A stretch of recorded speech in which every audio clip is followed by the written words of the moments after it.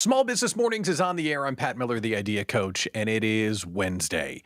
And I feel a little persnickety today. I don't know where that word came from, but I'm running on a low battery. I woke up in the middle of the night, 3:45 this morning, with an idea that would not go away. Does that happen to you? Does that ever happen to you? You just wake up with something and your brain goes, well, I guess you're up now. You've got to go make that thing a reality. So yeah, I've been up since 3:45 cooking with gas and I am ready for today's small business morning show. So today's show is presented by coffee, lots of coffee, all of the coffee. So thanks for joining our daily meeting for small business founders everywhere. On today's show, we've got an interesting study that I want to ask some questions to you about. There was a study about Gen Z's favorite brands and what it means for small business. I think the brands at the top won't surprise you, but we might be able to find some lessons out of what rated at the top of Gen Z's ratings. Our question of the day today: are you doing right now the same things that you offered at the launch of your small business? So you went into business to do this. Did you pivot? Wait, where's my drink? That's an Idea Collective joke, by the way. Did you pivot? See, in the Idea Collective, we use the word pivot so much during the pandemic that whenever someone says pivot, you have to take a drink. So pivot, there, that's for you. So during the launch of your business and the growth of your business, did you pivot at all? I'm asking for a reason. And I will ask you about that here in just a little bit. So fire up the comments and get ready to go. And also on today's show, your questions, comments, and sarcastic remarks. Now, before we get going, I want to say thank you to Aaron, Azwar John, and Meg. All three of them sent me messages yesterday about how they're digging the daily morning show, which I really appreciate your comments and participation in the daily program, because this show needs to exist. You need to go build a small business, and no one out there is talking to you with an understanding of what you're going through. Because I got up at 3:45. I still got a small business today, right? I've got 18 other things I got to do in my life as I'm down here in my basement, but I still got to get my stuff done. I know what it's like to walk through. Hell, I just got a cancellation right before I came on the air. Right before I came on the air, I'm like, oh, I'll check my Gmail. Yeah, Pat, we don't want to continue. Oh, God bless America. Like, I know what that feels like, and I'm already landing planes in my head of what am I going to do about the thing? So I get it, and I understand what you're going through, and that's why this show needs to be on the air. Speaking of this show, we are now podcast. So if you don't have time to fish over and find where we're streaming live every day, click that QR code, the QR code that's right in front of you, or the QR code that's in the top corner of the show, and you can subscribe to the podcast. And the idea is that way you can take it with you. You don't have to find us on social. You can hear the daily update wherever you are. So there, high five to someone who just scanned the QR code. You're a beautiful person. I don't even know who you are, but you're a beautiful person. But that way, you can take us with you, because today's conversation will be applicable to you, whether you're walking the dog at 1 o'clock this afternoon or you're joining us live. And a big thanks to someone for letting me know that the link didn't work yesterday. So that's the high level of professionalism that we bring to the show here. Let's do some news, shall we? News update. There's really only one thing that I think applies to us. If you ship anything for your small business, like you have to mail out the t-shirts that people buy, or you're shipping stuff across the country, you may or may not have known that UPS was threatening a strike, which could have thrown a big wrench into all of our deliverables if we rely on UPS to do our business. Well, good news. Don't worry about it. They made a deal. So there was a big conversation about an interruption in service and would they go on strike and what that would do to small business owners. Don't worry about it. So there's a big non-story. Like, the news is supposed to be, oh my God, a thing happened. I'm so offended. This is the worst. This is a big non-story. That strike that was coming, not going to happen. Carry on. End of news update. Like, that's the only thing I saw this morning that made me go, yeah, I need to share that just in case you hadn't heard it. But I did find this study, which I thought was pretty interesting. Someone shared it on LinkedIn, and I'm glad they did. Let's find it here. I think it's right here. Come on. See, now we're having technical difficulties. That's not it. Where is our survey? No, that's not it. Oh, now it's not participating. Oh, we're going to do this live on the air. We're going to do this live on the air. We're going to make this work live on the air, right? No, we're not going to make it work. It's broken. It's broken. It's broken. Thank you. There it is. Okay. Sorry about that. That was graceful. All right. So here's the study that I found. Oh, now you went away. Oh, we're going to fight. You're going to watch me fight a computer live. You want to watch me fight a computer? I'm going to fight a computer. This is going to happen. This is great. This is great, right? Don't you love it when you fight a computer live on the air? Where is my news update? Because I just saw it. All right, we're going to let this figure it out. I'll start telling you about the study, and then we'll see if the computer wants to participate. So the story is, oh, now you want to show me. This is great. There we go. Please don't go away. Thank you. Gen Z's favorite freaking brands. See, wasn't that great? Just flawless, right? Professional, 2 decades on the air. And look at me drive stupid ass computers. All right. Gen Z's favorite brands. They asked, okay, Gen Z, what brands do you like? And they were specifically asking your overall favorites that you have a positive view of. Oh my God. Oh my God. I'm going to murder this computer. What is going on? This is great. Oh my God. My computer seriously is now met. Oh no. Oh hell. Oh my God. This is nuts. This is great. Are you enjoying this? Is this fun? I'm actually having fun with this because I have really no choice. So thank you for watching me fail completely live on the air. Now let's see if this freaking thing wants to come up now. Okay, you going to play ball now? There's my news update. There it is. Don't move. Ooh. My computer's possessed. All right. Gen Z's freaking brands. Can we do the thing already? It's not even that good. It's not even worth wrestling the computer to get. Gen Z's favorite brands. Here you go. So Gen Z's favorite brands were released, and there are the top 7 brands: YouTube, Google, Netflix, Amazon, M&M's, Walmart, and Target. So what does this list tell you about their favorable opinions? And what can we learn from it? Okay, so here's what I take away from this. The first observation is that this is a search utility thing. That all of these brands, they don't have a spokesperson.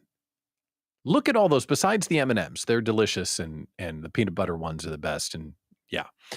But of the other 6, there isn't like a face of those brands per se. They are all somewhat search utilities.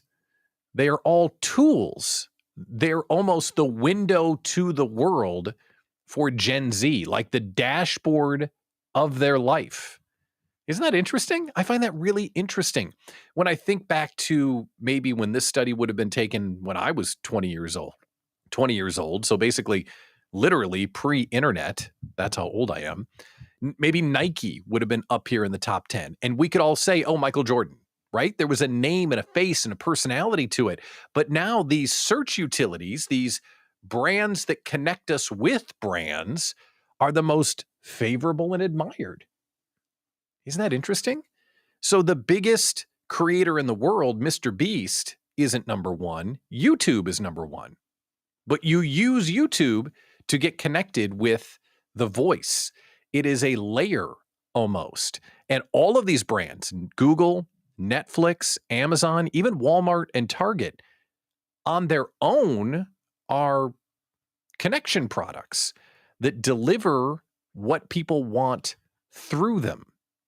I found that really interesting, and maybe I'm reading too much into it because I've been up since 3:45 fighting technology, which it turns out that many of you enjoyed. So thank you for laughing at me while I was enjoying all this because tech was not my friend. But as we look at this, I found that very interesting. So what does this mean for small business? Is there anything here? I think there's two things here, just to stoke discussion. So this is not me being the guy on the show telling you what to do. Hell, I can't even drive my own computer, let alone tell you what to do. But here are a few things that came to mind. These major brands are really popular, and I can't really point to their why. They don't seem to be extremely mission-based. Starbucks, which is extremely mission-based, or Ben and Jerry's, which is extremely mission-based. These aren't the most admired companies by Gen Z. I'm not casting aspersions or saying they believe the wrong things, but the why doesn't seem super pronounced. YouTube, which stands for nothing. I mean, YouTube is like a remote control for entertainment. Number one, brand. Isn't that interesting? Because as we're building our small businesses, we've been told over and over, live your why, connect with people about why you're doing it, show what you believe in. Isn't that important? But these most admired brands seem to be popular for their what, not their why. I just found that really interesting. I'm not saying it's right or wrong, but again, point of discussion. I thought that was pretty interesting. The other thing is, don't get romanced, however, by the bigness of these brands. So as a small business owner, we can look at the popularity of Google, for example, even Netflix, and say, wow, maybe I shouldn't have a why. Or maybe I should be more mass appeal because these are all mass appeal brands. Don't fall for that. And here's why. Your YouTube looks nothing like my YouTube. Your Google looks nothing like my Google. Your Netflix, your Amazon looks nothing like mine, because all of these big parent brands are hyper-targeting and retargeting out the wazoo. So if you look at, we did this last night, Abby and I were looking for something to watch on the TV, and I pulled up my Netflix, and it's all World War II stories and business stuff and sports documentaries. And then you go over to her stuff, and it's like Hallmark Channel threw up inside her Netflix. It's like all of these rom-coms and basically Friends programmed her entire Netflix. So mine is all death and destruction, and hers is all the cute doctor that never got married shows, because it's all hyper-targeted. So if you look at all these different brands, while they look big tent, they are all extremely targeted. So yes, the what is important, and maybe the whys aren't as important. But hyper-targeting and super serving your best customers is perhaps what's really driving all of these brands to where they need to go. Isn't that interesting? There's one other thing that I do want to point out.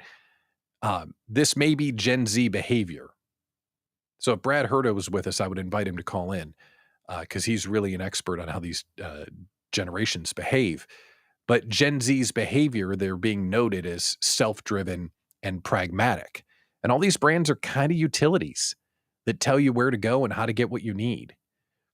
They're providing discovery. And I think that's something that we may be able to take away as small business owners. Discovery and curation kind of matters still. So it's something to think about. I thought it was an interesting thing to bring up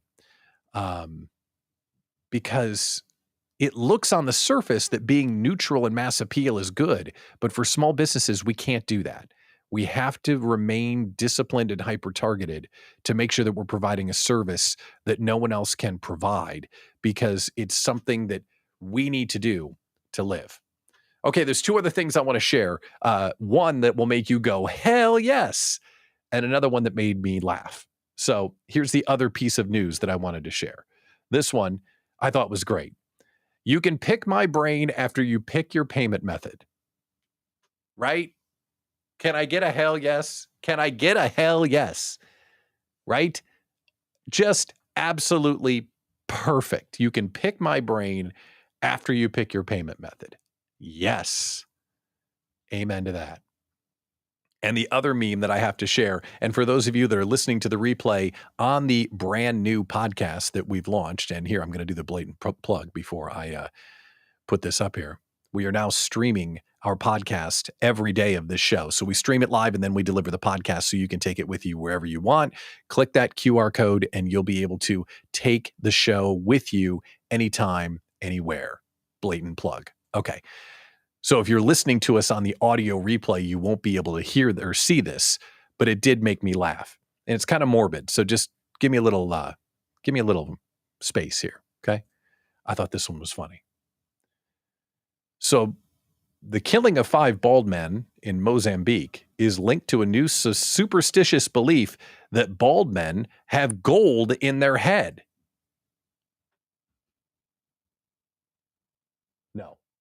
No, I'm not going to Mozambique.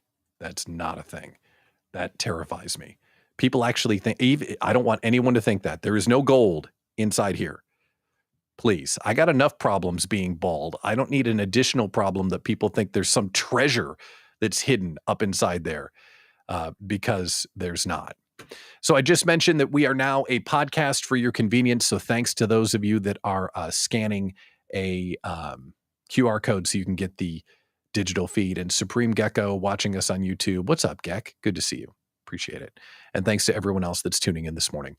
All right, so let's do our question of the day, shall we? And before we do the question of the day, I got to share the other innovation that we have.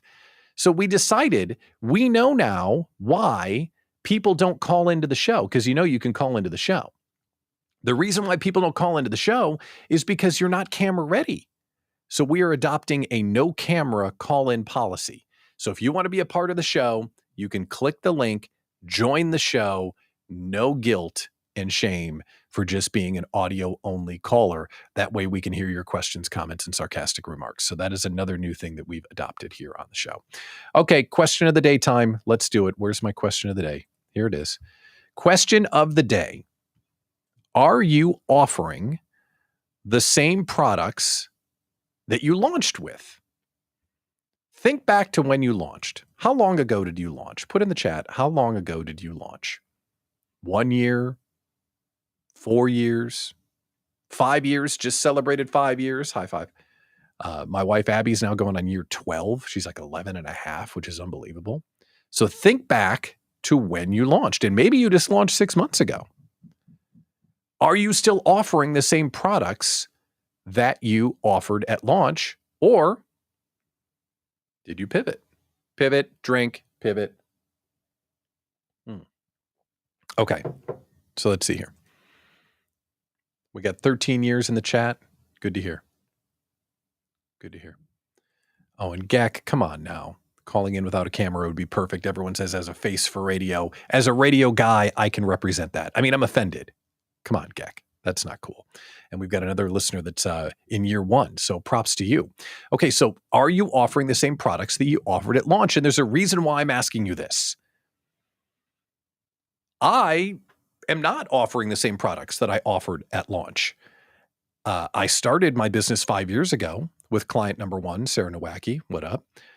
I was offering one-on-one consulting for small business owners. I was helping individuals find their positioning and their branding for their business, so then they could go out and identify who they were going to sell stuff to and find success.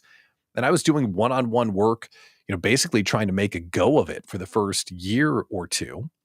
And then I started doing in-person events. For those of you that remember, we started a Facebook group that was called Brand Crafted, and we started doing in-person events. And we even did an event. This is just hilarious looking back on it. The best in-person event we did was in November of 2020, which, remember, was called Crush 2020. November of 2020. We sold it out. It was this amazing event. We had the best time. We were so fired up for 2020. It died. Like 2020 happened. Do you remember that? Oh, it was the worst. So I started helping people one-on-one, and then we started bringing people together, and then the pandemic happened. And that was sad, and it changed everything. But what I started with is now shaping what I'm doing. And that's why I want to bring it up, because you may have started offering a product when you began that it might be a good time to reflect and say, that thing that I used to do, now that I have some more experience, and now that maybe I have a more concrete business, like things are going just fine, maybe it's something I should revisit. Or maybe there's something in that product that might improve the products that I am offering. Because if I had not done brand crafted events and brought people together for the just terribly sad Crush 2020, even though it was awesome, but then 2020 happened, I wouldn't be able to do the Small Business Rebellion now or the Idea Collective Retreat in November. It taught me a lot of how to do it.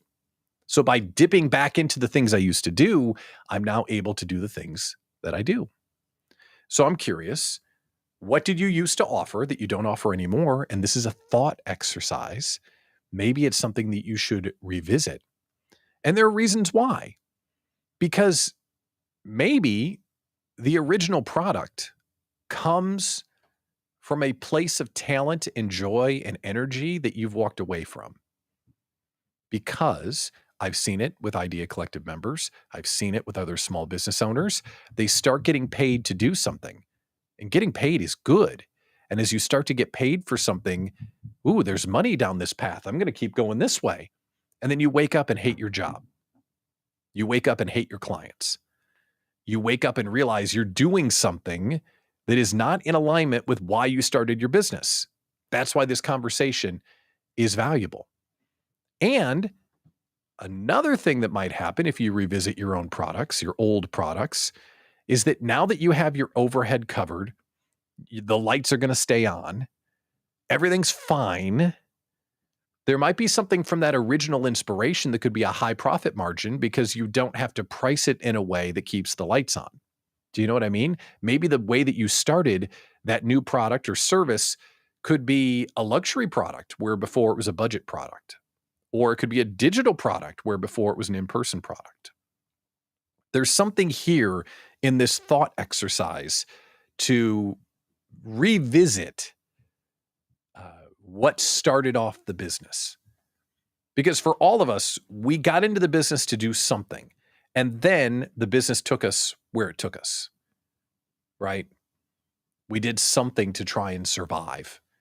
And every once in a while, I want you to stop and think about, why am I here? In fact, in my Todoist, and you can steal this if you want, I organize my life through a piece of software called Todoist, and it keeps me on track with all the things I have to do.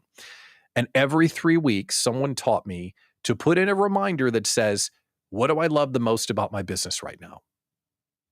It's a simple question, and I answer it every 3 weeks, because when that pops up in a reminder, bloop, I have to stop and go, okay, what do I love in the business right now? And it helps you ground yourself and reset about what's important. And that way you don't wake up someday and hate your business, because that's the most tragic thing, to be married to a client or to be married to a business that you fall out of love with, because that is a one-way ticket to burnout town. For those of you that have been at burnout, you know exactly what I mean. So I bring up this exercise just to get you thinking this morning. What did I used to offer? Maybe I could offer that again. All right, I mentioned this morning that I got up at 3:45. 3:45. I'm not the only one that this happens to. Please tell me that I'm not the only one that it happens to. That you are sleeping soundly and bang, you get an idea in the middle of the night and your brain just says, well, you're awake now. Sucks to be you. Does this happen to you ever? Please tell me this happens to you. Maybe it's just me. Maybe I'm a freak. But this happens to me more often than I'd care to admit. And it happens to me more frequently when I'm really trying to install something new or work on a product that could be doing better or make a change, like when the waters are choppy and things are going on. Do you know what I mean? And right now I'm working really hard on the Small Business Rebellion. This is the event that we're doing in Chicagoland, August 19th. And it woke me up in the middle of the night because I'm I'm so close. I am so close to explaining the small business rebellion in the right way. So people who don't know who we are go, oh my God, that looks amazing. I have to attend. Because if we've met, you kind of get me a little bit. You kind of get the idea collective. You know that we believe in don't grow it alone. You actually understand that there's someone on the internet that's not trying to sell you something all the time. I really give a damn if you're successful, because that's rare. Like, that doesn't happen very often. So I'm trying to find a way to explain the small business rebellion in a way that people who don't know who we are get it. So I woke up at 3:45 this morning, and like I almost sat up in bed. Like, I'm laying there, right? Not snoring. Abby snores. I don't snore. Kidding. I snore like a... Anyway, I wake up. Like, damn it. The small business rebellion is not a what event. It's a how event. I'm like, how did I not see that? So I can explain it. So as you know, running a small business is lonely and hard. And as you know, don't grow it alone.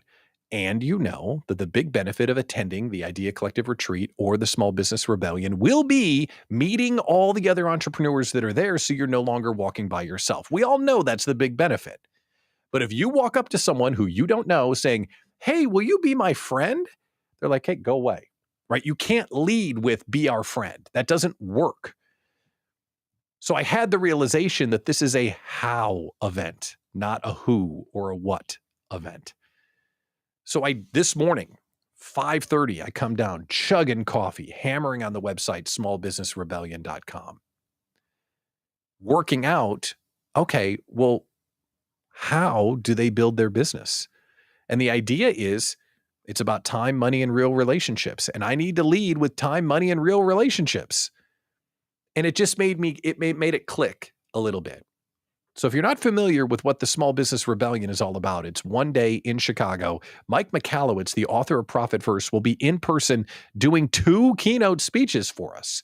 We've got a sales trainer, Dr. Donna Smith-Bellinger, that's going to do a sales workshop to help us close faster. And then Kylie Peters opens talking about why we're doing what we're doing and how to build a business that we love that's in alignment for our life. Like, all of those things. How are we doing it? How do we sell more? How do we bring more money home? Those are how events. And then along the way, you'll fall in love with the people that are there. So I'm not alone in this, thank God. And Gecko, thank you for commenting on the blog that happens to you sometimes too. I appreciate you. Just let me know if that's the type of thing that happens to you.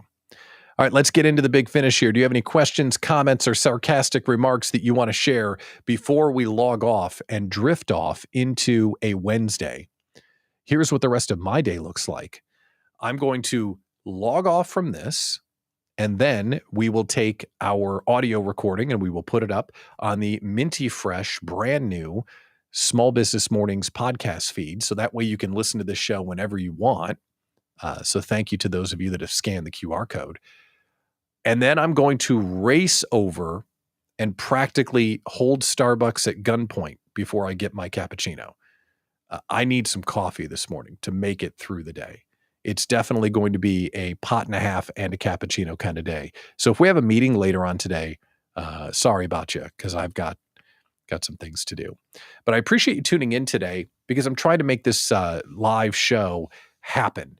We need a daily conversation just for small business owners, and you taking time out of your day, even if I'm on a tab in the background and you're just tuning in, I really appreciate it. So definitely subscribe to the podcast. Let me know that you're here by commenting in the feed. And if you have questions, comments, and sarcastic remarks on how I can make the show better, hot damn, share it with me. Message me on the social platforms or send me a message inside the Idea Collective, because I definitely want this show to serve you, put a smile on your face, remind you that, damn it, you can do this, and you're not growing your business alone.